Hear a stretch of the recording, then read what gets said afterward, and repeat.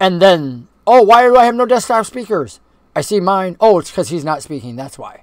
Oh, see, we would have speakers if that was happening. Or if I actually had my music turned on, you would hear something in the background, which I will do here momentarily, everybody. Hey, welcome to Plot Points RP. I'm DM Legend and Song, and that was our technical glitch for the night, as if there would be only one. Hey, I'm here with motivated Mr. Russ. Russ is coming in as a new player to our Relics of War game on the Plot Points RP server, which is Plot Points 5e on Twitch.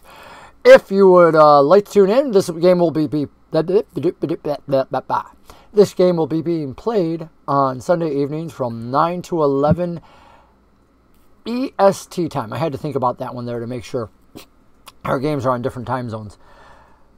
That game takes place in the world of Eberron, in a country. It's all the way up in the northwest, the Eldine Reaches, in what is kind of a different part of the Eldine Reaches. It's usually not touched upon. But you can find out more by watching any of our streams and whatnot. Again, I'm DM Legend and Song. Let me, instead of doing all that, let me ask Russ to introduce himself. Russ, tell us a little bit about your background. We know this is the Relics of War stream is for veterans only. So you want to touch on that, say hi to everybody, and tell everybody how you served.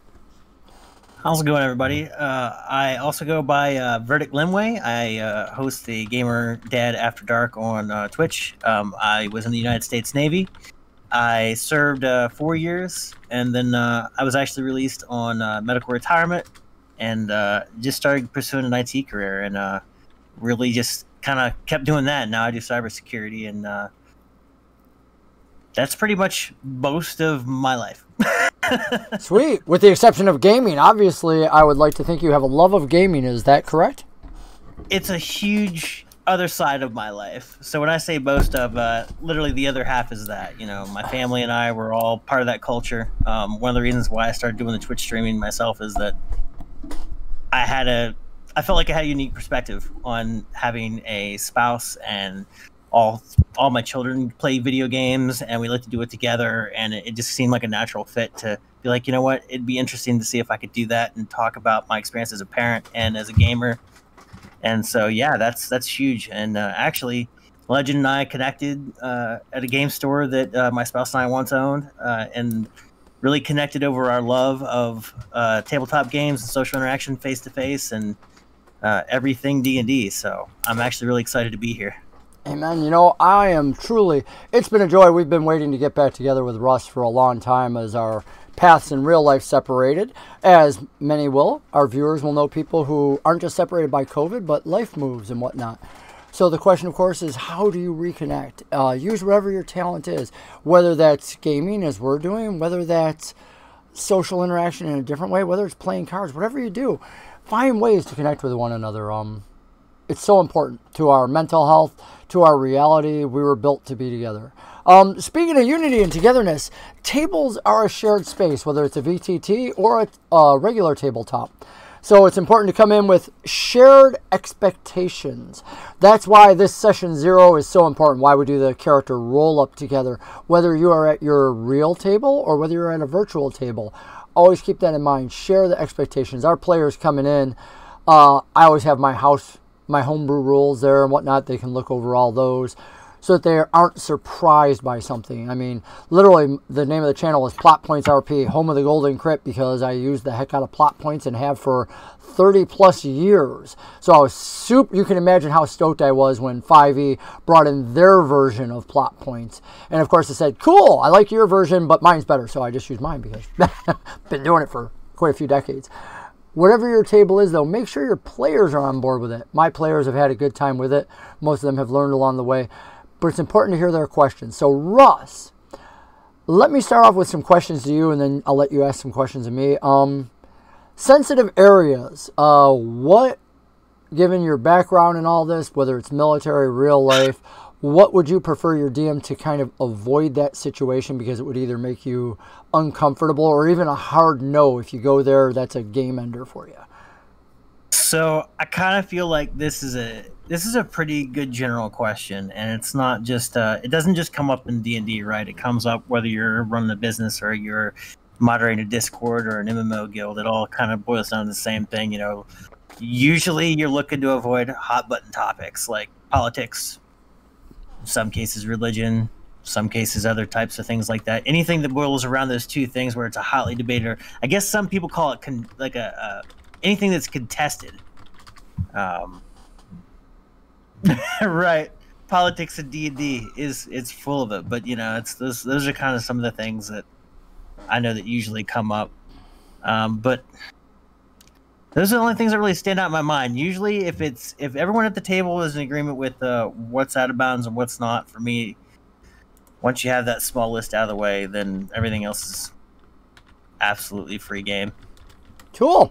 Well, as I am putting there now, real world versus fantasy is quite different. That's an important thing to make that distinction in everything that we do. So yeah, you're going to find politics, you're going to find all this. One of the things that I as a DM always request in my players, and I don't know why it started when I was a little kid, but I've always made this distinction, maybe because I played with some pretty crackers people like myself, and that was that if you can't distinguish between what's real and what's not, that's a game ender for me. I'm like, you know, you need to find some help. So what we do is we welcome everybody. We go high fantasy, we go funny fantasy, we go low, and we will make fun of pretty much anything and everything. Everything's open as long as it's done. I don't want to say the word with taste, because heck, half the time we're not very tasteful about most of the stuff we do. But if you think that that's the real world, or that you want to start putting some of this stuff into practice in the real world, then we usually have a conversation and we either find ways to draw it back, or we sever the game table, because we care enough about other people's mental health that we don't want to steer them down a path that could be destructive in real life. You know what's funny, now that you've said that, I remember us having this conversation out on the front steps of the game store. I remember you saying that exact same thing to me. Well, I've met some people that struggle with that, you know, making a distinction between real life. In fact, I was just where I live and work, I was just having a conversation about that today, actually. Somebody who was really into fantasy and loves it and was talking about it, but then they were talking about it as if it was real. And so then I had to ask some very probing questions, because the person truly meant this is real. And I said, well, how do you know why? And we went there, but it also was an alert to me that we need to have that very clear distinction. We have to help people understand reality and how the world is, how the world works, and how the world should be, versus fantasy, which is about dreams and concepts and whimsical love. It's a place of true freedom, but it's also can be a dangerous place when we get those two confused. So, absolutely. Wonderful. Absolutely. Well, that being said, people are here to learn a lot about your character. So, not trying to ignore or gloss over Session 0 stuff. Do you have any questions for me about the game, how I do things, anything else? I don't want to gloss over or steal your time. I feel like I'm at an advantage just because we've done this before together. Slappy's. Tell your son that I'll be bringing Slappy into the game for you just at some point. Slappy? Oh, yes. That would be absolutely his favorite thing. He's going to enjoy that. I think they're all just looking forward to me sweating. I think that's the other thing that's unique is I'm curious about how much control the viewers actually have over the game. Could you just gloss over that real quick? I sure can. I can actually help with you. And remind them, too, because there's more viewers watching now. We're going to have some new people watch it, so I'm kind of curious. Now, tonight is a Session 0, so it's a little different. But one of the things that I love about the games I run is even when we played at regular tabletops, I would allow people, and Russ has experienced this, when I'm running the game, if somebody walks in the room or says something, I often bring it into the game. It makes people feel welcome, invited, and valued. Well, I brought that to the VTT because what I do for my viewers is you have ways to control and manipulate the game in very positive ways to support the players. Why did I make it negative or positive? Well, because it seemed like there's a lot of DMs out there that allow their viewers to do negative things to give the DM bonuses. Well, let you peek behind the DM screen. The DM, for lack of better purposes in the game, is God. I don't need anybody's help to do anything. If I want to give a player or an NPC huge power and magic weapons, I just do it. So therefore, in a game of heroes, which this is, I want you and the players to be on the same side. So I give you ways to manipulate the game, to give them healing, to give them bonuses, to affect dice rolls, to change things, to bring in magic items, to use plot points the same as they do, so that ultimately you can join the adventure and overcome things. We also do things like random magic, which has radically influenced both of our other streams. That random magic has changed huge amounts in the actual world and the storyline ongoing. So as you watch, you're gathering channel points, Twitch calls them. We call them plot points.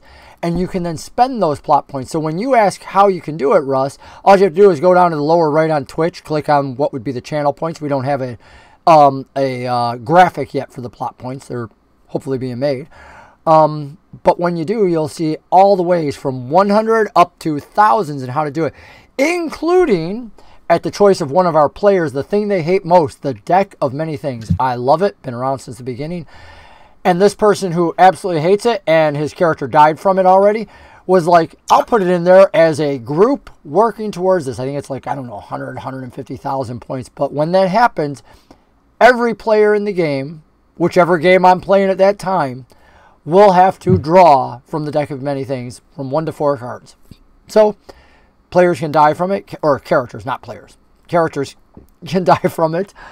But it allows the viewers to have a say in what's happening. It allows the viewers to save players. During our character roll-up, one of the players actually killed their character. Hard kill, like as in make an entirely different concept, banish from the universe type thing. But the viewers were quickly asked, hey guys, how can we help out? And the viewers came up with this idea of, I think it was a viewer at least, came up with the idea, what about we take away a bunch of crits from them? And the player was so willing to buy into that the player chose, if I can have this character concept, I'll roll up new stats, keeping my class and everything else. I get to keep my character concept, but I am willing to give 20 rerolls away. So whenever the player rolls a crit, as the DM, I get to say, yep, I'm using one of those 20 and reroll it. And the player was ecstatic with it. In part because the viewers helped come up with the answer. So you have, as viewers, a ton of input. You're going to put out ideas. I try to read them, listen to them, and my players will often be like, hey, DM, you need to read what's going on right there. Shadden, I'm seeing Shadden on the chat right now. Good evening, Shadden. Huge shout out, because Shadden absolutely likes to mess with things. Shadden likes to mess with that, what do you call it? Random magic and whatnot. So Shadden has wreaked havoc in the universe, and Shadden will probably continue to wreak havoc in the universe. Shadden likes to create NPCs and whatnot. We have one in the wings right now that didn't show up last session that Shadden made. I don't know if it's Shadden Shackle or Shaden Shackle. It's probably Shaden Shackle.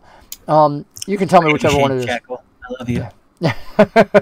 So you will both love and hate Shade, because Shade robbed our last set of players by creating an NPC that showed up and then robbed them. Yeah, so Shade likes chaos in a hard way. Yeah, see, like that, putting in money towards, or putting in plot points towards the total there. Yeah, he's like, bring the deck of many things. Yep, Shaden. There you go. So Shaden. Yeah, I'm seeing that sucker come a lot sooner than other players are going to want to see that come. And then, of course, it will be the real race of which stream does it pop on.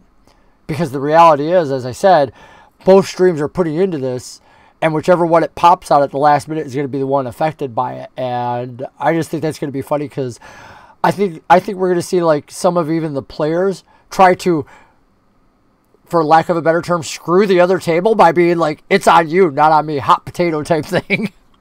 We'll wait. We'll see. Does that answer kind of some of your questions? That's great. Sweet. It's absolutely fantastic. I'm kind of wondering, I don't have any background music, so I'm going to go and get my favorite background music set going. We use Sirenscape for our music. I just tend to like it. It works really well. Tabletop. I particularly tend to enjoy this one. You'll hear it in most of mine. If you use Sirenscape, under tabletop music, they have one set, and they have this, which is called Prometheus. And I tend to like that in the background. It's a little loud right now. Let me turn it down. Grab my little volume. There we go. That's much more of a nice volume. But it makes for an easy background no matter what. All right. That being said, I'm having enough chatting time. I want to see dice rolls. Anybody in chat want to see dice rolls? Maybe not. Maybe they just want to hear us talk more. I think those will be the only points I put into the deck pool. I wouldn't do that to those poor people. We should do dice rolls. All right, he's itching for a dice roll. Well, before we roll dice, we got to know what you're thinking. What kind of character are you hoping will survive the character creation process? Do you have a name for this fictional entity? Do you have a race and a class? I had a name for this fictional entity, and then I found out there was no guarantee he was going to make it. So now I'm not even sure if I want to get married to the idea yet. Now I'm trying to make sure I have... Well, you got to have a name. Well, everybody else had to put their name on. Verdic. I'm gonna go with Verdic, the human paladin. He's gonna be a human variant paladin. I like to play traditional characters, so even if this one bites it, I'll probably try to go another route for another traditional character type. Just because when I started playing, it was third ed, and it didn't get as wackadoo as it does now. So I definitely appreciate the old fogies club. I am the #1 representative when we have cookies and t-shirts. I am somewhere in between. I started back with chainmail, and even then we did have elves and stuff. But my big thing was, again, everything was set by your race back then. There was none of this kind of mix and matching. And now, of course, they're just like, oh yeah, races don't even have set bonuses. Your DM should toss those out the window. We don't do that. I'm like, no. I'm like, your race has certain racial advantages. It's not saying that you can't put your highest, if you're an orc and you get an advantage, let's say in strength, I don't even remember if orcs do, but if they did, it doesn't say that you can't put your highest number into intelligence and be a wizard. Do that. But your racial advantage is still going to be strength. So it's like, deal with it. It's like, this is a lot. This is what you chose to roll. Be an intelligence-bound orc. Awesome character. But this is giving you a +2 to strength. Not a +2 to intelligence. So it's kind of fun because what you do is you work this simultaneous, here's what life dealt me, but here's what I chose to do with it. And I like that. You get awesome stories. Raceland, one of the most amazing characters written up in the Dragonlance saga, was a wizard, super intelligent, but it was Raceland's humanity, his sickness, his almost death in constitution that was the biggest factor. Man, wouldn't you have wanted to tank strength instead? I'm a wizard. I don't want to do strength. Give me a good constitution. No, it was the weakness that made him so memorable. Him coughing up blood all the time. Yeah. Working around those things in life are what it's like in real life too. Tiefling is the best. I'm kind of there with you, Shade. I have a phantom tiefling rogue that I really want to play someday at somebody's table. Anyway, so... you have the first advantage of the night, Russ, which is you get to roll a dice and you're not set on any stat. We're going to roll up if things unfold as planned. Big if there. If things unfold as planned, you will have 6 stats at the end of this that you get to put wherever the heck you want and adjust them around. I say that because there will be many changes along the way. Quite possibly. Let's find out what some of those changes are going to look like by having you start with a simple thing, a roll for your stat, and then after that followed by a roll of a d20.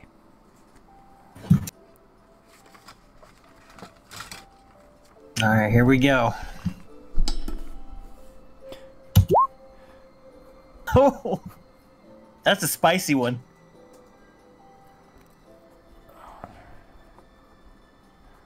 Alrighty, an 8. I like it. That is spicy. Now, one of the things that I gave at the other table was there was a set number of re-rolls. In other words, you will have an opportunity to re-roll dice once and once only. Now, when you use that is up to you. So, if you choose not to use it now, you can't go back later and say, hey, can I go back and re-roll that? It's like a now or never. That being said, you really got an awesomely low roll. If you were ever going to re-roll one, this might be the time to do it. So, before you do that, though, give me a d20 roll, please. All right. This is about your luck. This is about what's going to be offered to you. Obviously, 8 is your number. Are you sure you don't want to call this character 8? Oh man. I don't know, chat. What do you think? Should I keep that? Should I keep that 8 and just it'll add some character, right? If I keep that 8, or should I just try to go meta here and try to make it perfect? What do y'all think? Should I give him some character? The grade 8.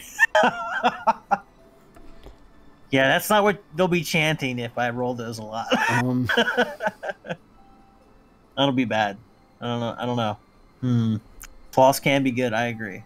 Question is well, I guess we'll find out which stat that'll go to, won't we? We'll find out. That's gonna be rough. No matter which way you throw it. Okay. I think you know what? We'll keep it. You're going to keep that 8? Okay. Hold on to your reroll then. And let me now, real quick, give me one moment, please. Chat used to be doing my deck of many changes and whatnot, and there's a whole lot of luck, but I couldn't find all my score sheets, so I'm having to remake some of them. Flaws do make it fun, Shade. You're absolutely right. It is, again, the weakness that really brings things to light.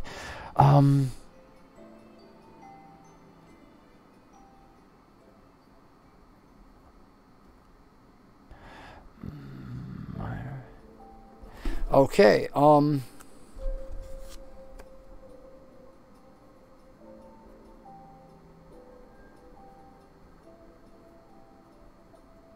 plus, you know, if he doesn't make it, this will be a great excuse that I can use about why I didn't mind him dying. There you go. He had an 8. It's fine. And let's see. Now I have to roll on mine. Now it's DM's turn to roll. Oh, where is my dice? Oh, my dice is holding up the dice camera. See, one of the things that I hated the show as a kid, but God, it stuck in my memory. And you're old enough to remember this. The Monty Hall show. Monty would come out and he would offer people stuff. You know, I got $50 bill here. Would you like the $50 bill or would you like what's in my other pocket? And of course you didn't know. Or he would bring out like 3 boxes. Hey, look, I've got $100 here. Or you can pick from one of these boxes. And of course, maybe a diamond's under the box or maybe nothing at all. And that's what we like to do. So you have earned what is on this yellow slip that you see before you. Okay, that's great. Nice fun. Wow. But Monty is going to offer you this. And I'm writing it down. That way, you know, your DM can't do anything funky and change it on you. So here's the question. Do you want what your luck gave you right here on the yellow? Oh, I got to pull off that backing because you really need to see the yellow. There you go. Do you want what your luck is, or do you want what... Oh, this is green. See, I got to make this lucky too. There you go. Or do you want what Monty's offered you? Your luck or Monty? I like Monty. Man,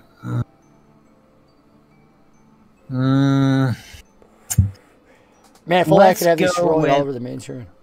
Yellow or green? I love green. Let's go green. Let's go that way. It's fine. What if... You know, I think that's probably a really wise idea. Are you sure? Yeah, let's do it. Okay. It's okay. For the first of the night, he chose to go with what Monty was offering him. Monty was offering him 5 plot points to start the game. Plot points can be used to alter the plot, alter the script. You need to keep track of those, by the way, buddy. You got to write these down. Or else somebody should. I mean, chat, maybe. I don't know. Yeah, chat, whatever. Oh, yeah, you know what? If I put it in chat, there you go. He got 5. I can just go back and watch the stream. Oh, no, I don't want to go back and watch the stream. I just want to write it down. Come on. Think about this here. Oh, there we go. So you got 5 plot points. There we go. So you have an 8 and 5 plot points. Well, that's nice and that's wonderful. By the way, I will make sure before the end of the night that you have the opportunity, if it doesn't happen naturally, to draw from the Deck of Many Changes. The Deck of Many Changes, similar to the Deck of Many Things, will unleash something good or bad upon your character. And you will have that opportunity, so you will not be denied it. It can pop up randomly, but some people tend to really want it. So who knows? All right. That being said, Paladin with an 8. Why are you trying for that Deck of Many Things? Oh my God, I never thought. What if that happened like in the middle of a character roll-up? Wow. I don't know. We're about to find out. No, how close are we on that? Doherty D&D, I think the Doherty's also a moderator. Yep, I see the little sword there. So, yeah, we need a lot more points. Yeah, that's probably a good thing. Cheater. Oh, of course, it could be epic, too, like gain a level right at the start. Because, your character will not be starting at level 1. I should say that for all our viewers, too. We run milestone, which means everybody moves together, barring an exception, such as the Deck of Many Things. But his character will actually be starting at the same level as everybody else, which I think is level 3. I think.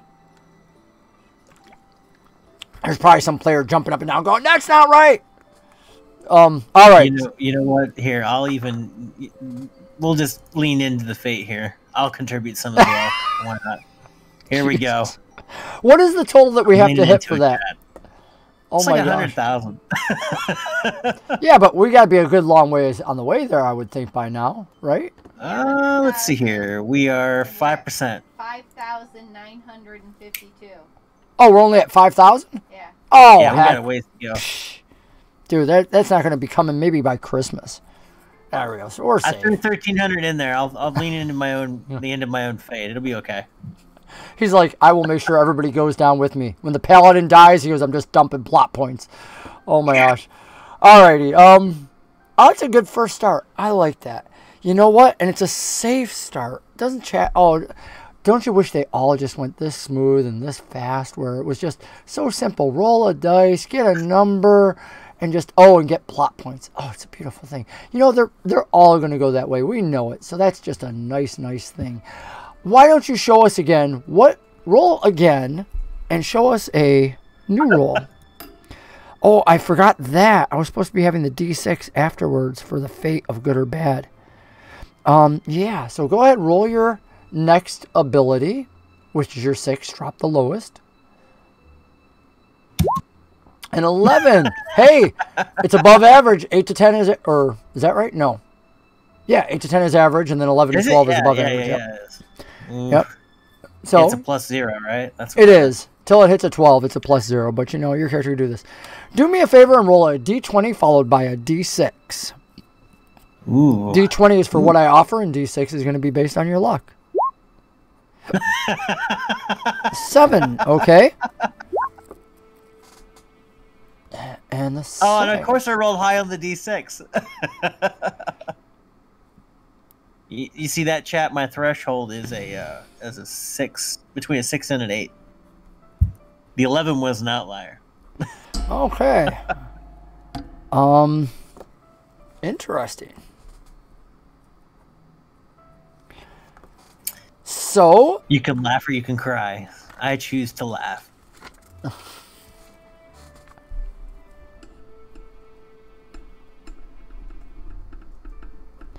Alrighty. Oh.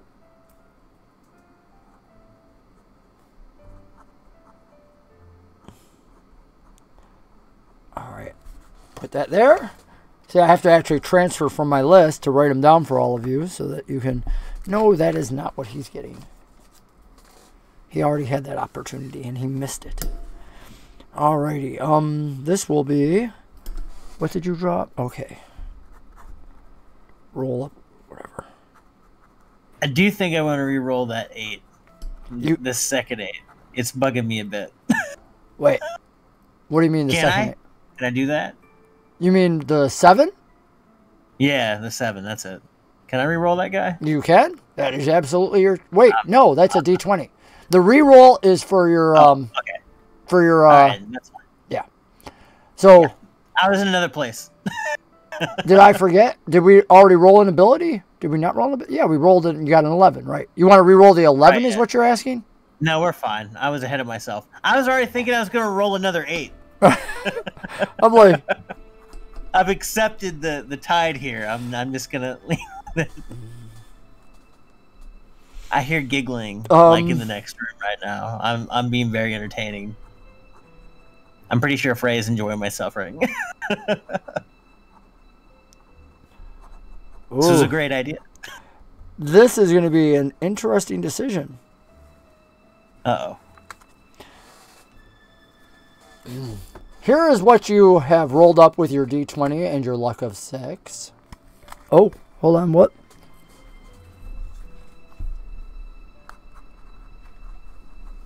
I forgot because I had to add in your luck roll.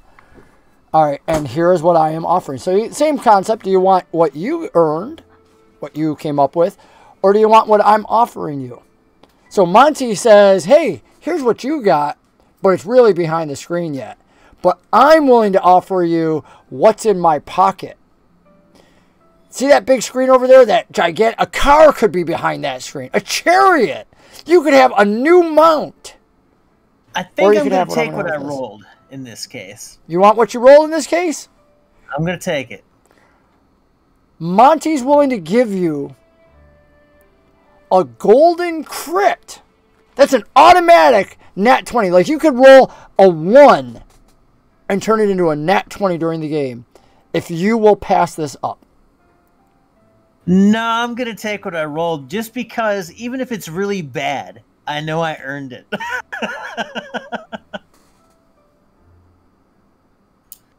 Draw from the deck of many changes twice. Nice. So, all right. Well, I guess we won't be saving that for the end.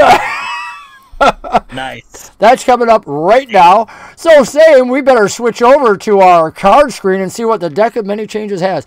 So, what you will see coming in front of you, I'm going to hold these up in front of him. Viewers, you can see that in front of my window. This is my deck of many changes, my good old deck of many things from an old Dragon magazine back in the day. Kind of fun. Laminated, been around with me for quite a few years. This will tell us the character changes that may or may not be made. So what I'm going to do for you, Russ, is I will go through it, and this is just a practice to kind of show you, and I will hold them up like this, and then I will put them down. And what you will do is you'll tell me, stop, that's the one that I want. And when you tell me to stop, this lets you see it, you know, because again, the viewers are 20 seconds behind us, and you'll see it in real time on Zoom, and you'll know when to stop. All right, so tell me when to stop shuffling these bad boys. Oh, I want you to shuffle good. I want this. It is being shuffled. All right, that's good. That's good. All right. See, we tempted fate, and everybody wanted this, and we got it. Right? That's the best part of this whole stream right now.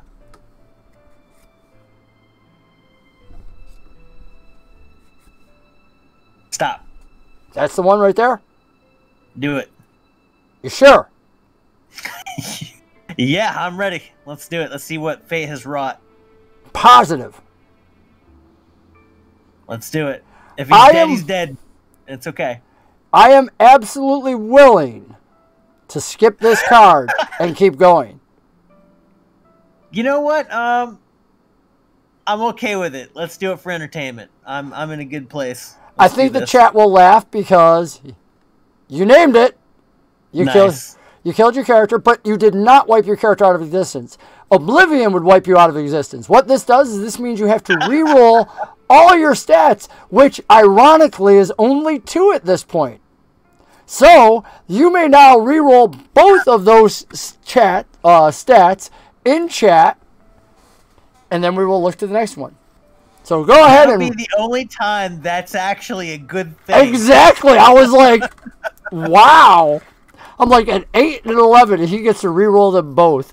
We had somebody who rolled a nat 18 on the first roll of the abilities. First roll of the game, nat 18. They died and had to re-roll the whole character. Oh. It was like, oh, man. I felt... Well, Shade even called it, because Shade was like, you know, you never know. Max rolling the left eye could be a good thing. Well, it means he's got to roll once more. Or he's got to draw from the deck once more. Inadvertently, we got... Freya! Woo! Yeah. Good to see Freya, too. Oh, love it! I've never felt that good about a death before in D&D. That's great. All right, yes. So what did we get? Are we rolling them up here? Nope, we haven't rolled yet. All right, so... We haven't rolled yet. I was so excited about the fortunate circumstance that... So we're going to roll the D20. Here we go.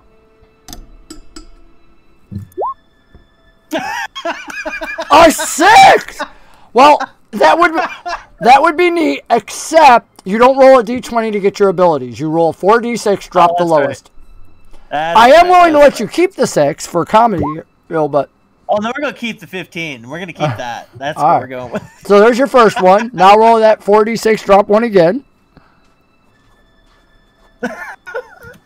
That was kind of funny, though.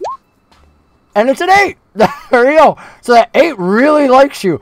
8 is your number. I am going to work 8 into the game. I am working 8 into the game for you. I think what I want to do is I want to have a coin of some kind. It's going to have an 8 on it. It's a character. It's just something I keep on my character. Okay. You're on your second draw now. That one. Yep. Right there. Yep. What do we got? Is it death again? Are we restarting this time, or is this Oblivion? I am willing to give you... I gotta think, chat. The other players had a lot of good options. What would I be willing to give him in exchange for this card? What would I be willing to give him?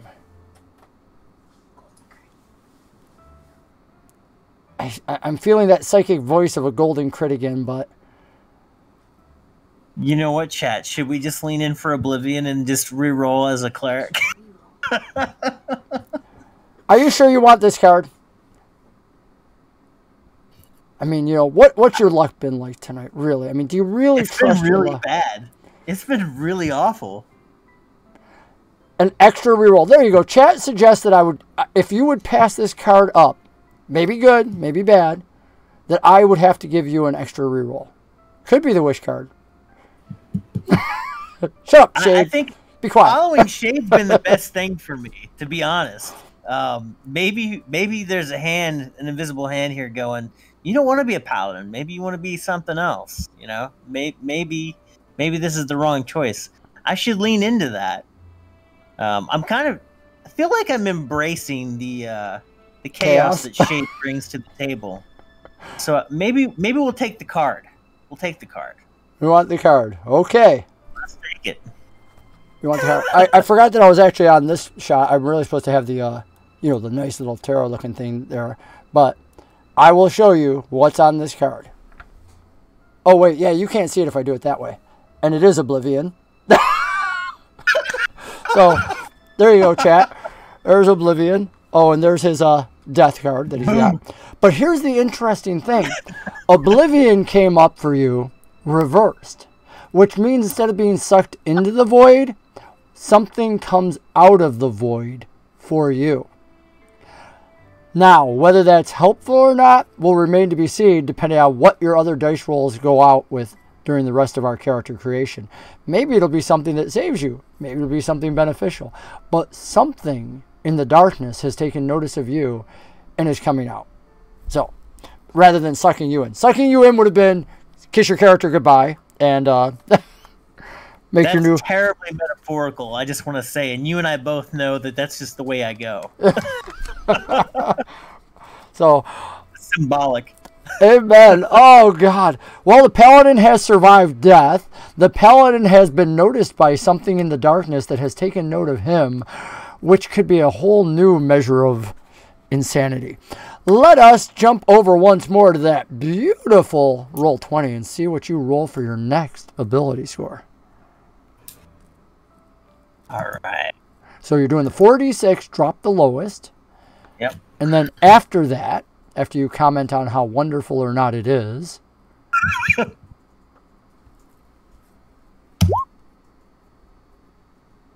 we're rolling average. We're there. We're in the average world right now. It's good. I'm okay with that. Are you at 11 now? All right. So we got an 8. A 15, an 8, and an 11. We're doing okay with that. You are. I'm telling you, that's actually pretty nice. Now let's see how. Let's see what fate has in store for you, the D20, and then let's see what your luck holds out to be with a D6. The average paladin, the most average paladin of all paladins. There's got to be a song for that. We need a bard. 4.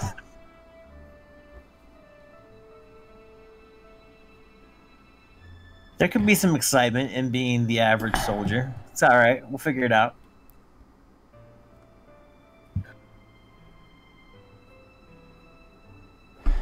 Okay, I would like you to roll. Oh, you already rolled the d6. Okay, and boom. Let me write it down. I figure you've treated me to such a great time between the death and the oblivion that I got to keep it going smoothly. This is too good to pass up. I'm sorry. Who was the one that said when to stop on those cards? Who's the one that said I'll give you another way out? I'm being honest about having a good time. I think Frey is having more of a good time because I hear the laughter all the way in here. Oh my god, that's too funny. This is actually going to work out for me. I owe you one. Let's see. What can Monty offer? What would Monty offer? I like that. I'm gonna use Shade as my conscience, and I'm just gonna start. Shade's gonna play through me. Oh, there we go. So, here's what you earned, and here's what Monty. What the heck is that? That was not it. I wrote on the wrong side of the thing. There we go. That was what was available last time. Hey, everybody stop laughing at me. DMs make mistakes too. All right, here's what you are. I feel better now, you know, like you're sharing the karma right now. It's true. This is the way our games go, laughter and love. It's like, you know, if you think you're feeling lucky, punk, or Monty saying, hey, I got something for you.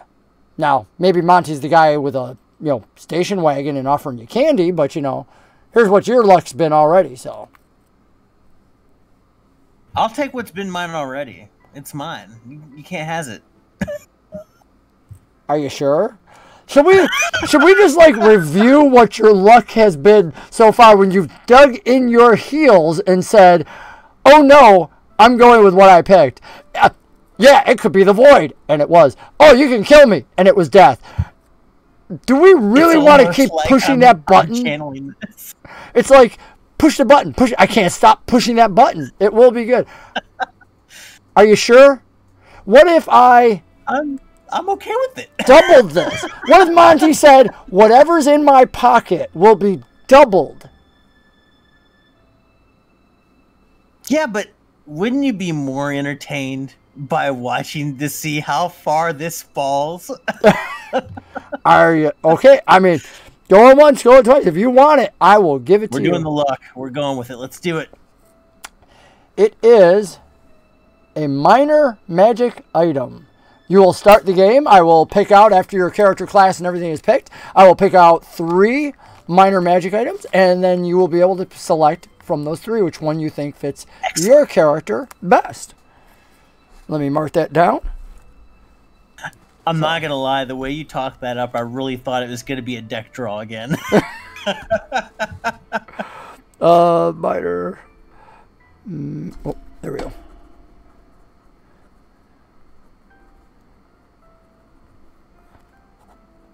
And Dowdy D&D is right. I absolutely was like, you know what? Well, Death and the Void are gone. I'm sure there could be something more interesting in that deck. Yeah. Oh, there is all sorts of things, like when Shay was talking about wishes and stuff. That would be if it was a deck. I do want to just emphasize again, while I use a deck of many things, this is not a deck of many things. This is a deck of many changes. Everything is tailored towards character creation. So in other words, there is no, oh, you get 1d4 wishes. This is not a deck of many things.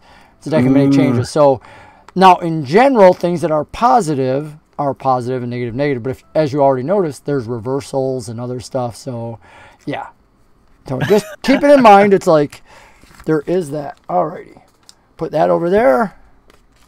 Put that over there. And we are back to this, which comes down to, if I am correct, I think we have a 15, an 8, and an 11.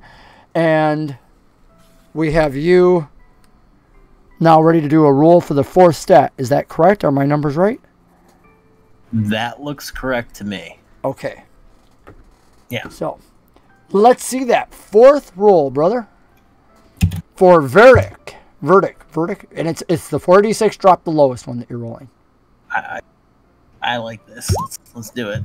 12! Oh, look at that. Plus 1. We're breaking the average. Look at that. Loving it.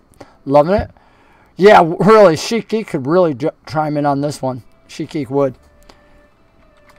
Sheik Geek or Kitty Doe.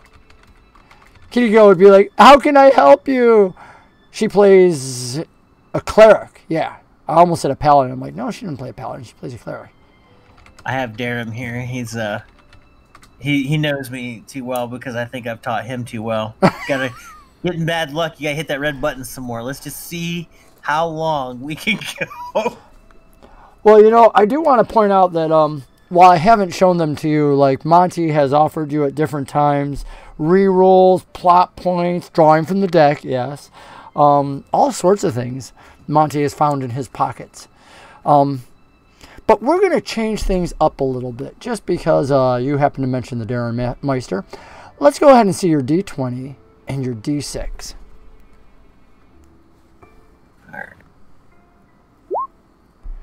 Your D20 comes up with an 8. You are so getting 8. And there's the 6. The 6-sided dice like me. That's so odd. That must be the board game inside of my life. Just coming out. And it was for the D20, it was an 8. Wow. Okay.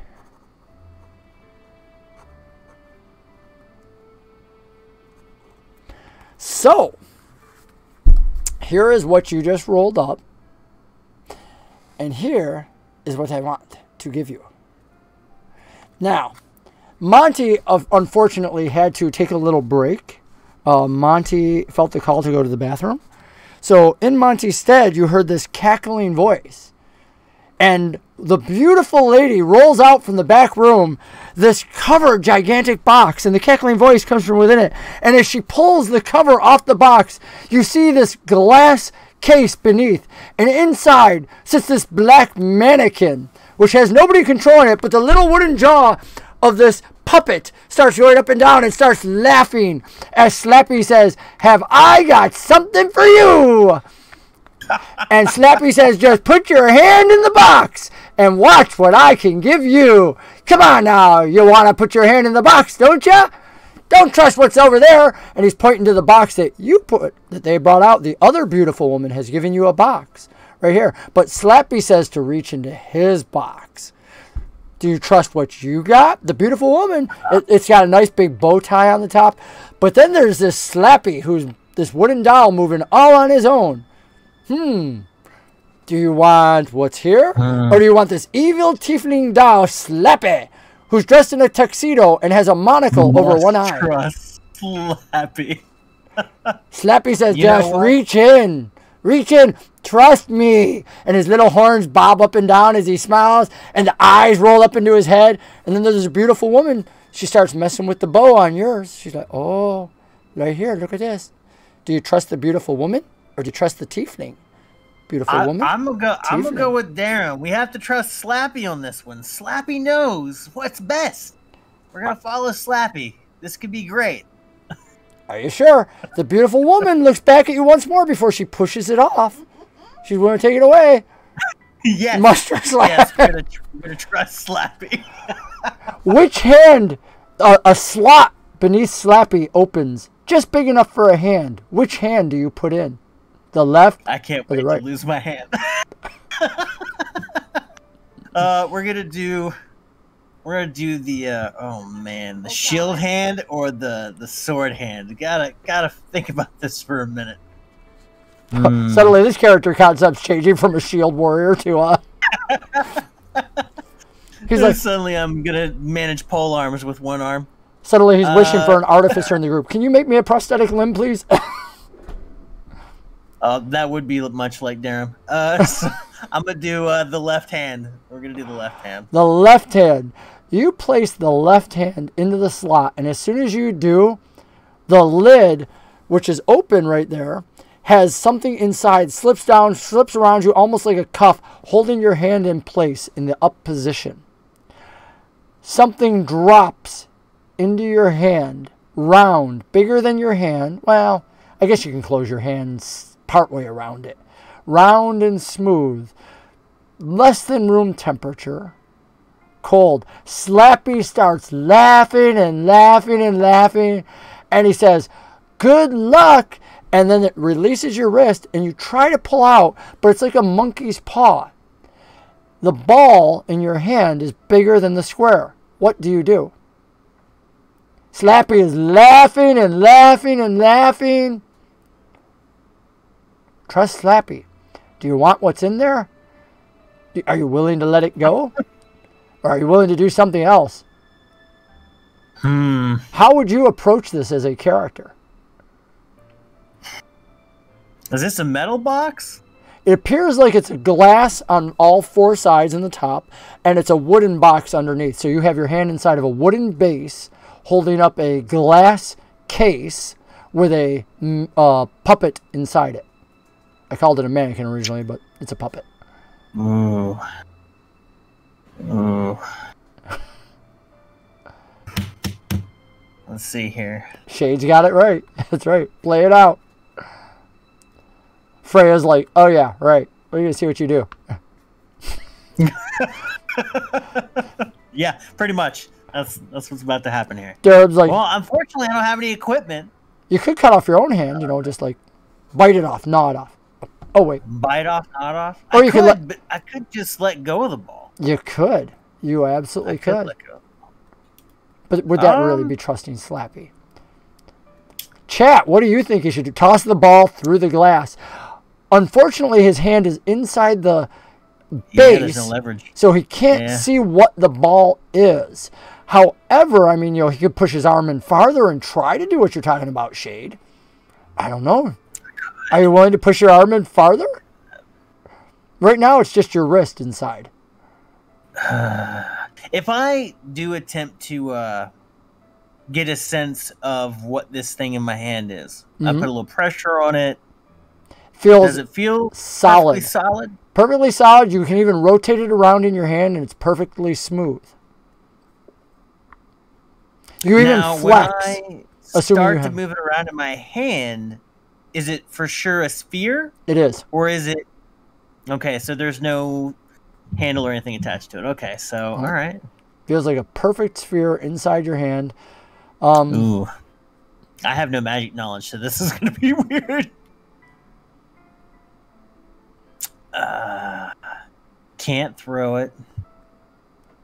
I don't want to break it, because that could be worse. And Slappy is laughing while you sit there and quiz over this. He's just like, oh my gosh. He got me. He got me to waste a luck. I can't. I don't have any way to. And Slappy, of course, says, "Do you feel lucky, punk?" And starts laughing even more. And for the first time, you're able to notice at Slappy's side is a little toy gun.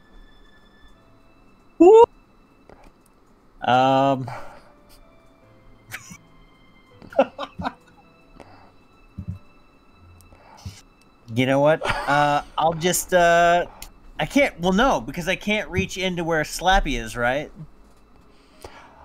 You haven't tried to reach in, so you don't know. Only your wrist would have. I mean, that's why I said, do you want to push your hand in farther? Or... And if so, how far? Have you given my luck? We'll push the arm in further to see if I can arch it up to see what's going on. We'll try to get it. As you push your arm in, you go in all the way up to the elbow, not touching anything. You're then able to bend your arm up, and as you bend your arm up, you can feel a wood base above you. At least it feels slightly grainy. Maybe it's, you know what, I would have you make a roll. But let's just have you choose. Oh yeah, I guess you can just make a D20 roll for me. We're going to act like base stats are average. And see if you notice anything about this. Let's see how alert our paladin is during this. Wow! Oh my. It is textured, but it is not wood.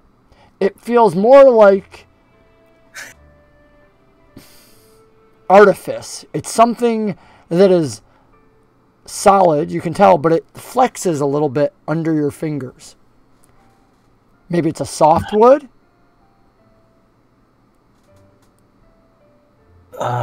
And it is Slightly smaller to hand size, isn't it?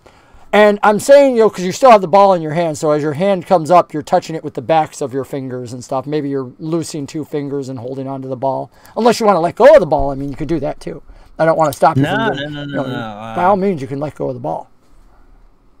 Can I take the ball and do one of these? Can I do that to Absolutely. The surface? As soon as, again, you have your arm partway in and up at an angle, and then you just crack up, and as you do, you see your hand and this black ball inside it come through the base right in front of Slappy, and Slappy actually has to dance back against the glass as your hand comes through, and you can see it right there in front of your face since you're bent down in front of the glass, and you're right there, and you're looking at this black orb in your hand, and it's smooth and it's solid black.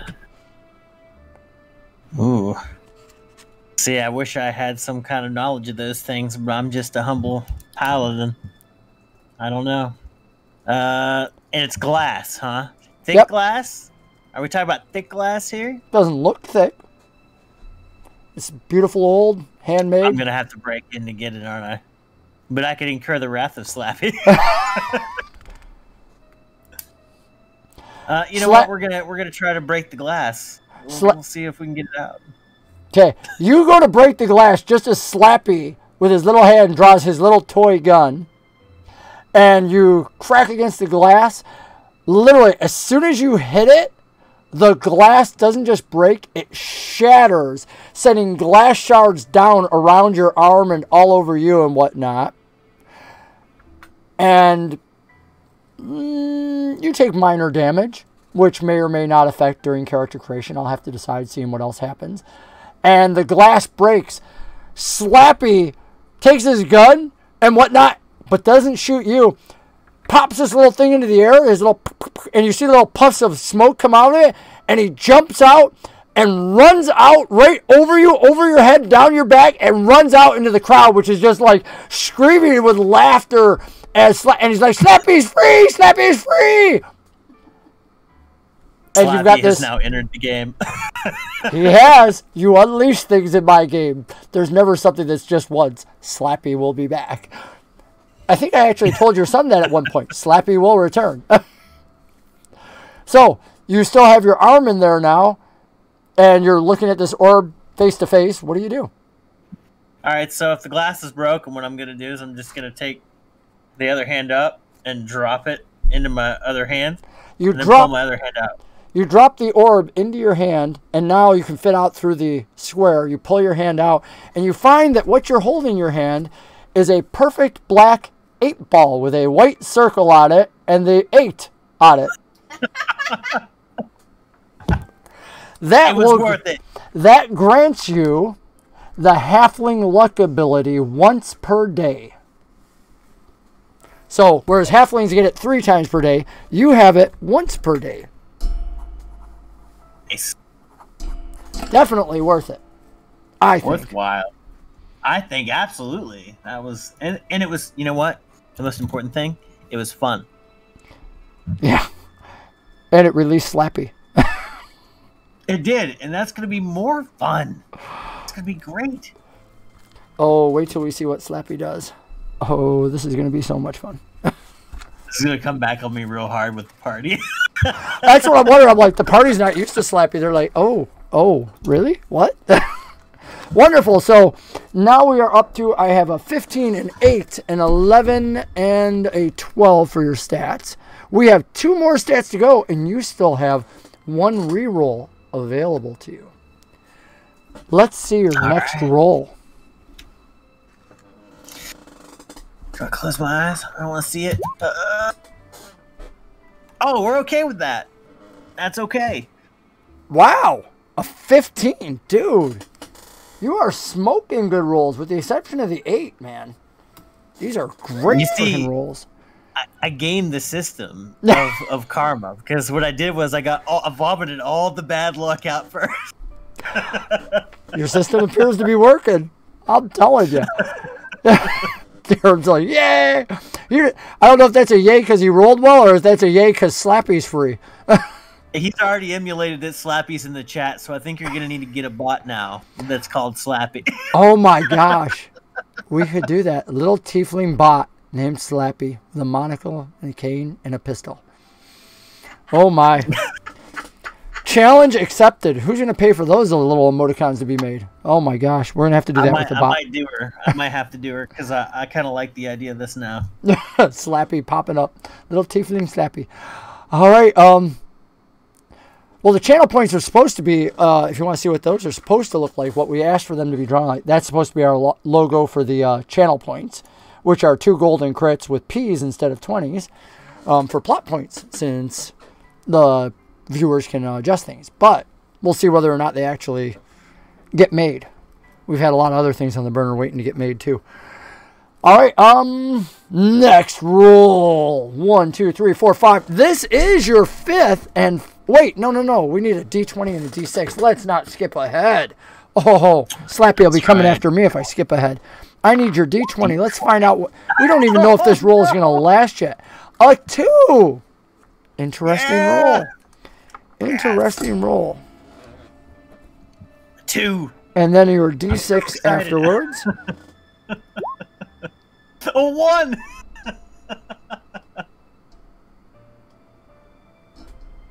This is great. I mean, that one kind of was. Alrighty. It's a 1. Let me just double check. Okay, let me write it down. I love it. I love it.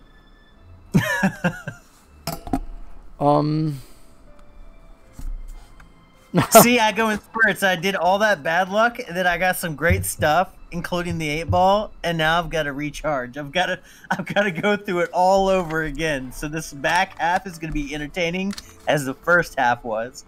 I had to rewrite these because I wrote them on the wrong color, and everybody's now used to the colors with green being. Let's get us some deck of many things again. Let's do this.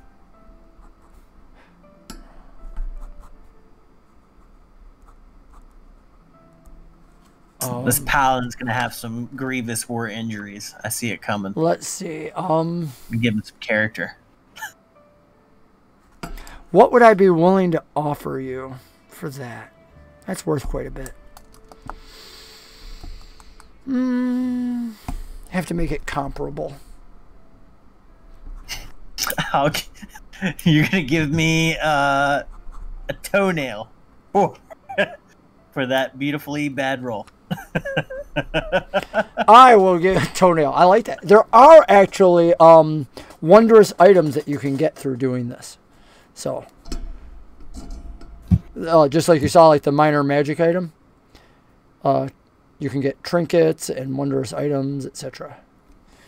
Alrighty. Go ahead. Let's see. So here's what you got from your D20 with your luck adjustment, and here's your what I'm willing to offer you. And I don't know if chat has any choices on this one, but chat, what do you think? I wanna have chat. Prediction started. Prediction. Oh, what is it? What is it? I want to click the predict. I want to click it. Will Rush use his 1 reroll? It won't let me vote. Probably because I'm the channel host. It makes me sad. 10 seconds. No, I want to vote. I want to see what the thought is on this. Well, the interesting thing is because we had one player who ended up with rerolls at the end and didn't use them at all. So, Shade says go with Monty, who's come back out of the bathroom. And Monty was very upset after his quick run to the bathroom. He's pretty sure that Slappy drugged his tea. So, but Monty actually says he's glad that Slappy's gone and won't be affecting his show anymore. Shade and I are in lockstep here. I think we're going to go with the green. Are you sure? You just changed your luck, remember? I just want to point that out. You pushed when I said this, and you ended up with amazing stuff. What's more fun, leaning in with Shade because so far it's been a barrel of monkeys, or do I want to take the? Do I want to bow down to your trickery this time? Let's see. What I would do just better? asked if you were sure. I'm not, no trickery Yeah, you do involved. every time. I just like people to, make their choices and feel very confident in them. Yeah, it's definitely better using colors, because before I kept getting confused when I was using white and white. This way I always know I'm it's gonna like take yellow. my prior comment to heart. No, I'm gonna stay with shade on this one. Let's do green. You're Do positive. green. You're skipping yours. Yeah, we'll skip mine. We'll skip mine. You're throwing away everything you earned for this. I know. It's crazy, isn't it? Why would a paladin do that? Well, paladins do pray to their god and expect their prayers to be answered, right? So what does it mean when you say, I really hope that I can draw from the deck, and then you get draw from the deck? You said you wanted it. By popular request, you get to draw from the deck. I love this. You tell me when to stop, and we're going to change this over here for our viewers.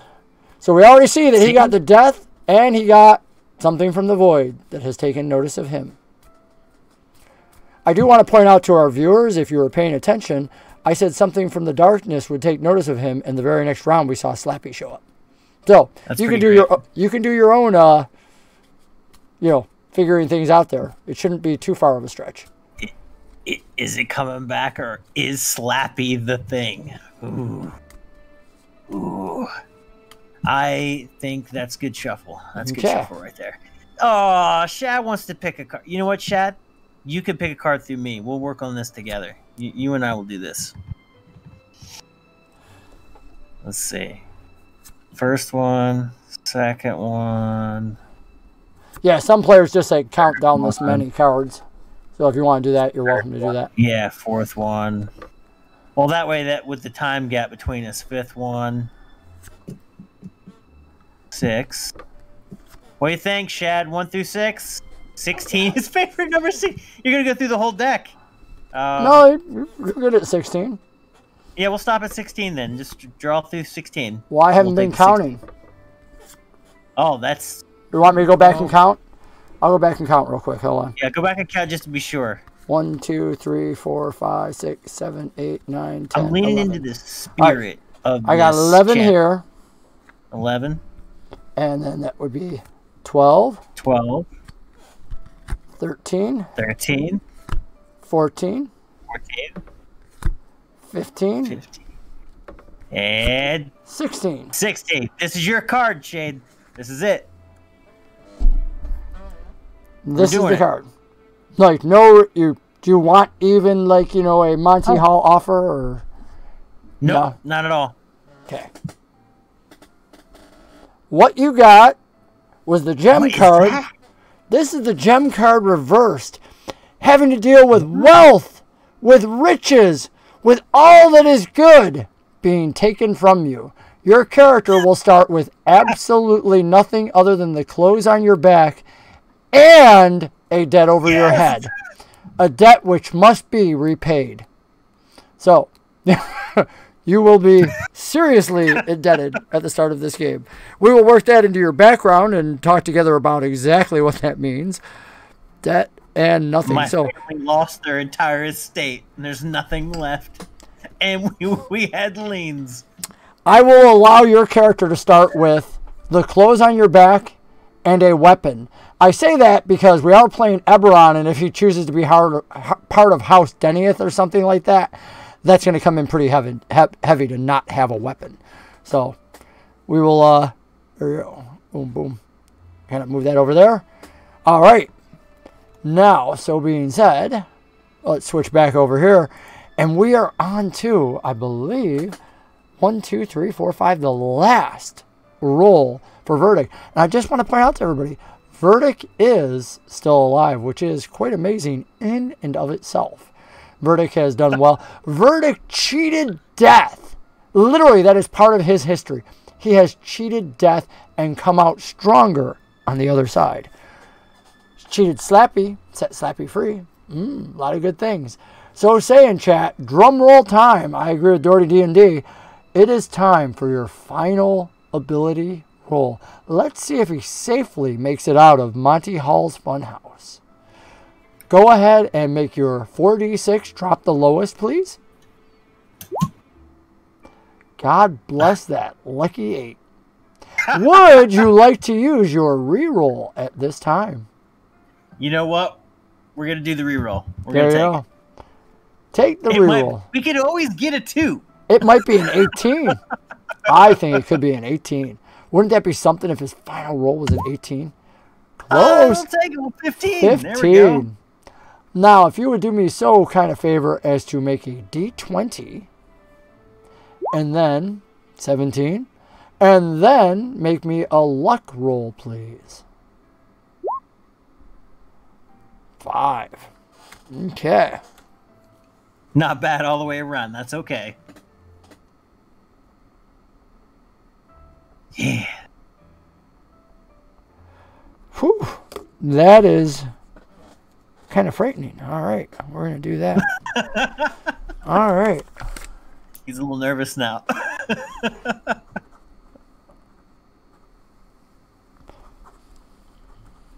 I love the cackling that I'm hearing in the background right now. They're all like, I wish you could get this piped in. They're all like, you're screwed. Oh, she's howling over there. Yep. All right. And then Monty has to make his offer. What would Monty's offer be? See, I have the advantage of actually look behind the screen. I should have like a roll up for Monty. That way I'm not always... I like choosing for the players.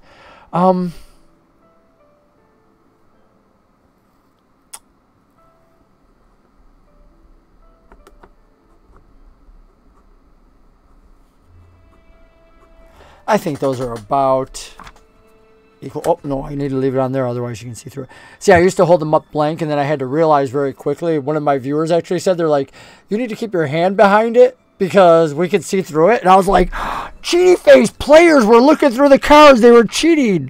Because the viewer clicked me on it like smart. So now I just leave them on the Post-it slips. All right, so here is what you have rolled up with your amazing luck. And here is what Monty has offered with his amazing bag of goodies. Is it luck or is it goodies? I don't know. You tell me. Because Monty's willing to give you either one. And now all the bevy of beautiful individuals have walked up on stage, men and women, ready to cheer you on in your amazing success. The paladin who cheated death. The paladin who released the darkness but came out luckier on the other side. The paladin who has overcome all obstacles and now is given the choice between curtain number 1 and curtain number 2. Curtain number 1, curtain number 2. I feel like I'm watching when he closes his eyes left and right. What was that movie? I don't even remember. Camera 1, camera 2, camera 1, camera 2. Yeah, camera 1, camera 2. Exactly. I can't remember what was Wayne's World. Wayne's World. That was it. Camera 1, camera 2. So here you go. Curtain 1 or curtain 2? Which one do you want? Maybe you can close your eyes and take the luck. We're taking the luck. Your luck or my luck? My luck. My luck. Are you sure? Is that your left or my left? Because I mean, maybe this is more lucky than me. I'm leaving it to my deity. I'm leaving it to the prayer. Durham says you're absolutely wrong. Durham says you should have gone with what I was offering. He was like the bag of... Oh, no, he said luck or the bag of holding. I'm sorry. I misread that. Monty. Yes. Wait. You cheated. Doherty said Monty, then went yellow. Talk about turncoat. Turncoat. Turncoat. Oh, I'm telling you. All right. And this is your absolute decision. What if I offered you a golden crit? Automatic 20. I'll offer you 2 golden crits to pass on this one. I'll take absolutely not for 300, Alex. You can't say that I did not warn him. Draw from the deck 1d4 times, so hit that 1d4, buddy. What are you yesing about? This is going to be like the death of your character. Yes! I mean, the only positive side to this is that the skull and the void are out of play. That is the only positive side to this. He may roll a 1. There isn't... Everyone who didn't watch this one and then tunes in tomorrow are going to be really sad they missed it. Oh my gosh. All right, let's see what 4, okay. All right, here we go. All 4 times. Oh my gosh. crit roll. I wonder if I should impose that rule. I don't know. We play with exploding dice in my game. Yeah, but this isn't damage, so. Yeah, no, it's a 4. Unless the chat says it's exploding dice. I mean, if the chat says they're exploding dice. Does the chat say it's exploding dice? How much do you want to destroy this guy? Does anybody want to destroy this? No exploding. Very quick answer. No. We're not killing him at the end. No. Okay. No. We will respect the no. Oh, Darren. You must really not like him, Darren. Darren's like, oh, I want to see him tortured. Torture! Oh, my son. Oh. All right. We're going to go with the first answer. I will reserve that exploding dice for a later time, though, Darren. You may call me on that. I'll remember that when next time I look at the clock and see it's past your bedtime, son. Yeah, I'll be like, exploding clock, add hours. My bedtime. That's right. Make it explode. Can I kill his laptop right now? Hang on. Oh, they are shuffling, and you must draw 4 of these bad boys. And just to make it fun for the chat, we're going to make you draw all 4 before we show any of them, and then we will flip them in order. Okay, so here's what I want to do. We've got, it looks like we have 4 viewers unless we have some hiding ones. So I want Darum, I want Freya, and I want Dougherty D&D to all pick, and Shade. I want everyone to pick a number. Very good. To be separate numbers from whatever. So we're going to let the chat be involved here. I think that's good with the spirit of the channel. So everybody in the chat currently viewing gets to pick a card. And because you took the time to involve chat, I'm going to give you another 10 plot points. So your character will automatically be starting with 15 because you earned 5 earlier. Plots for chat. I'm writing that down. That'll actually help you. All right, I see a 7, a 4, and a 13. So now it's just up to you to tell me when to stop shuffling. And a 2. 7, 4, 13, and 2. All right, stop shuffling. Okay. So, card 1. Let me move my microphone a little bit. Sorry, it's getting in my way. All right. So this will be easy. So dead, you'll pick the second and then card. 1. That's 2, 3, 4, 5, 6, 7. Sorry, this isn't visible to you. Oh, wait, that was 7. 7's over here, right? Yeah, 7. 8, 9, 10, 11, 12, and then 13 here. Okay, I will hold them up in the camera so that you can see them. Our chat can actually see them on screen right now, just so they're involved a little bit more. Freya. Gee, thanks. Boom. So we'll pull those off, and we start with the first card. Yeah. Which is, whoops, our chat already saw it, but I'll hold it up for you. The key card. And in this case, for the deck of many changes, you have the solution to one problem because you trained hard in it. You have any skill proficiency you want, and you have expertise in it. It does not have to come from your current background. Pick any one skill proficiency, and you have expertise in it. Wow. That was beautiful. No, that would be a weapon. Skills. That's weapon mastery. Yep. Yep, skill. I would allow that if you chose to be like something that didn't have it, but paladins automatically have skill with We already all have weapons. It, don't we? Yep. I don't know. Yeah, you did, Durham. Durham's like, back to that one. Let's see what else we got here. Durham's like, I want to talk about the bedtime thing again. Add your next card. Who picked the 4? Shade. Shade picked, wow, the dungeon in reverse. You have been released from one burden over you. In this case, it's the family debt that took you down and left you poor. Someone else has stood in your place and paid that debt off. So while your character will be starting only with the sword, you will not have the burden of a debt on your back, thanks to Shade. Wow. One of the things that I love is how the story always unfolds, because we will include that individual, what the debt was in your background, and the individual that you know paid it off for you. So that still will be part of your character story. even though you don't have the debt. The next one was a 7, which was Doherty D&D. Whoa! The fates are on your side. I actually have to look real quick to make sure of what that was. You were not always fated to be a paladin. You were fated to be something else. You have 1 level of another class that does not count towards your starting, will not add to your hit points, but you will get all the abilities of a level 1 class of your choosing. But you must tell us now what that class is. You may not go to your books and start figuring out what's the most powerful and what's the best one. Yeah. What do you think the fates had in store for you? Now, you know what? Let's make it just completely superficial. We're going to make it sentimental. Completely superficial. So, because it was the card that Anna picked, we're going to take Anna's primary class. Okay. We're going to go there. What is her primary class? Oh, Anna. Oh, you're you're a ranger. She's here. She's a ranger. Yeah.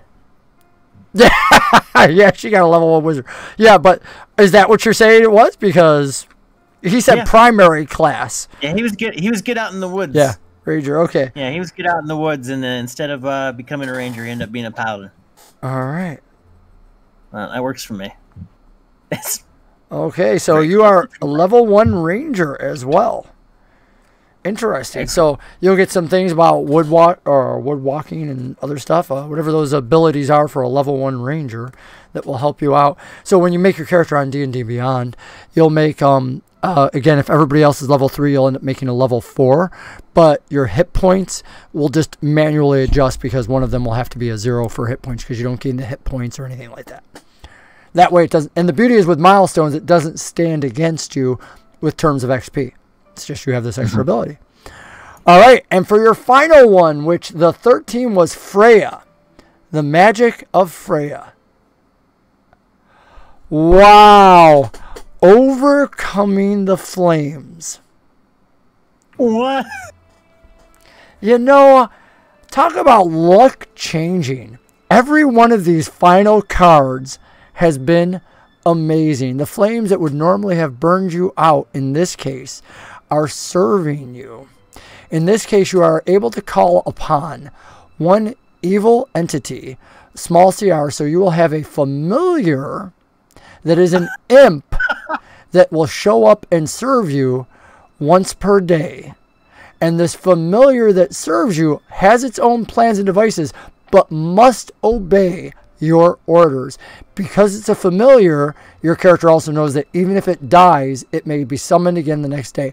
Unlike a familiar, it will not stay with you the whole day. This is like a summoning that will last for, and we'll figure out the details. I'm not sure if it's going to be 10 minutes or 1 hour, but you may summon this little bugger who doesn't like you, but is forced to serve you once per day, which really poses an interesting question.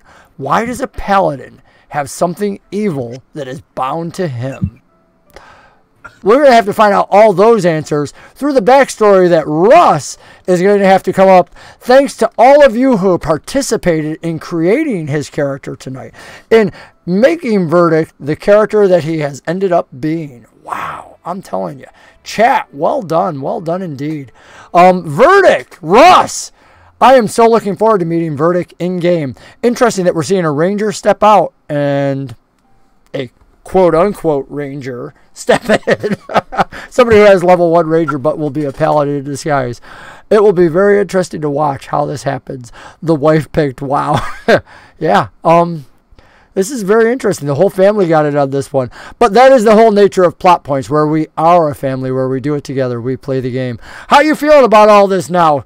I'm actually kind of leaving the cards up there just because it's a real interesting look for what ended up happening in the game. Oh, I should have up there, I'm sorry, some of the Twitch chat. We did miss some of it. I'll scroll back up so that the stream can always show what happened. There was where he asked about the numbers and whatnot.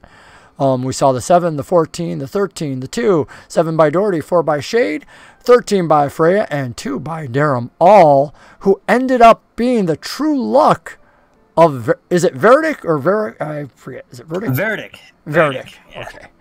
And so now, of course, the real question is, you said you didn't want to be attached to this character too much. You didn't want to give the name. Are you glad that you gave the name now?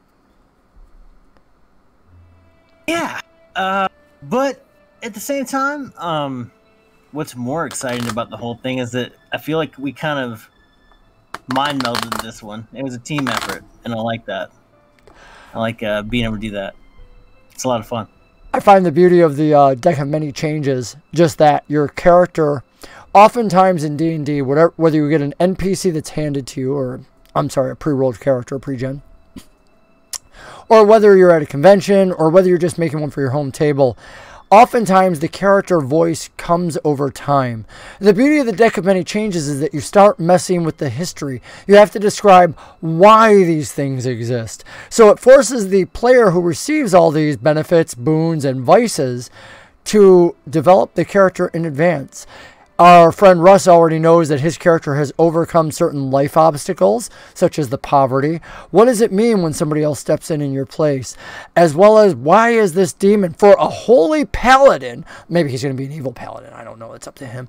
But for this paladin character to have something evil that serves him, why was his fate twisted away from being a ranger, which maybe he says was always his dream, into this holy bond? I don't know. I don't have all those answers. And maybe Russ doesn't right now, but I'm sure he'll make them in the days to come. That's really the excitement of playing this game together. What are your thoughts, Russ? That was a blast. I think that's probably one of the best character creations I've ever gone through. And probably actually the first time I wasn't trying to avoid my luck. You know, I just leaned into it and had a blast and laughed and carried on with the chat. And I don't know, that probably was the most organic, carefree character creation process I've ever gone through. That was definitely, I think, the most fun I've had doing a character creation ever. I'm glad, brother. You know, I mean, I just aim to please, so. I was just trying to go for boring, old, and traditional, but this guy was going to be the poor average paladin, and he's turned out to be the paladin with a second chance and a cursed bear. So hopefully we're going to make that really interesting. And, you know, he did skip over some of the more exciting parts, such as the fact that he also overcame death, also released this little evening imp, or excuse me, tiefling puppet into the universe, this sentient puppet that definitely has its own agenda. And who knows, maybe it's the puppet that gave him the imp familiar, I don't know. But he has a striking debt over his head that somebody else paid the price for. And this is all part due to the fact that our viewers, our homies, if we were using SJ's term, our homies influence the game. Now, we call them plotters here, so our plotters actually change the whole plot, which is the whole idea of plot points, giving our viewers the ability to change the story in ways that are memorable to all our players and the other viewers. I hope you've enjoyed being part of the chat. Yes, Freya, he let Slappy free. That is so coming back in the game. And I really don't know if that's going to make him any friends with the other players once they discover Slappy in the extreme. What are you looking forward to most in the game? I know this is going to be a canned answer, but honestly, it's the other players. It's getting to know their characters, building those relationships, or those adversaries, as sometimes they can go, and just kind of watching the natural growth of the plot, and everyone kind of grows and develops as a character and how they play their character. And as always, that's the big draw. I always like to give our players the opportunity to create character bonds and backgrounds together. Now, of course, Russ wasn't here at the start of all that, but that doesn't mean he can't, because as you go through the D&D verse, not everybody you meet has to be new. A lot of DMs forget that point. You might walk into a new land as a player, but it might be a familiar land as a PC. Again, plot points can adjust things. Like here they can literally say, can my PC have been here before? Can I have a little familiarity? And we would set a number of plot points and they would buy that. But of course, between players, you don't have to buy anything. So Russ has the advantage between now and tomorrow night's game, because it's got to be done before the game, to try and make some of those bonds with the other players. How does he do that? He'll jump into our Discord, which all our viewers are invited to be a part of, and suggest, hey, like with the ranger that'll be stepping out, that he'll be replacing. How can I make a bond with you so that when the DM works to bring him in, it is a seamless transition? He might know them all. I don't know. That's really up to them. He should have some familiarity already with the story, but he can ask and know. Perhaps the Relics of War band was actually brought together as a highly trained elite group separate from any one government. He might say, can I be one of the other individuals that was training that wasn't up to snuff or couldn't make it in or something else? And because he's in chat with all the other players, they might say, we like this idea, or they have their own. But whatever they do, they're going to do it together, and they'll let me know, and then I, as the DM, will adapt to their story. The best DMs always are trying to adapt and saying, how do you want to do this? That's not a Matt Mercer phrase. That's been around forever, and Matt will even tell you that one. God bless his soul, but Matt made it famous, and for that, I will be eternally grateful because he's encouraged many DMs and many players to be their very best. Whatever table you're at, I hope you do make it the very best possible. From all of us here at Plot Points, I want to wish you happy gaming and God bless. I want to thank everybody for tuning in. Check us out tomorrow night. And as always, have fun. Come check out Verdic on Twitch TV, Gamer Dad After Dark, where we love to stream all kinds of different types of games. Right now we're doing Monster Hunter Rise, just released by Capcom out on the Nintendo Switch. We also do Fallout 76. We also do Resident Evil. There is a new Resident Evil game coming out next month. I'm a longtime fan, so I'm looking forward to getting people involved in that. I often like to do plays and quests and different things based off chat suggestions, so please feel free to come and be a part of that. And I'm looking forward to this D&D session. It's going to be a fantastic time. You are welcome here. I want to thank you all for being here, part of the show.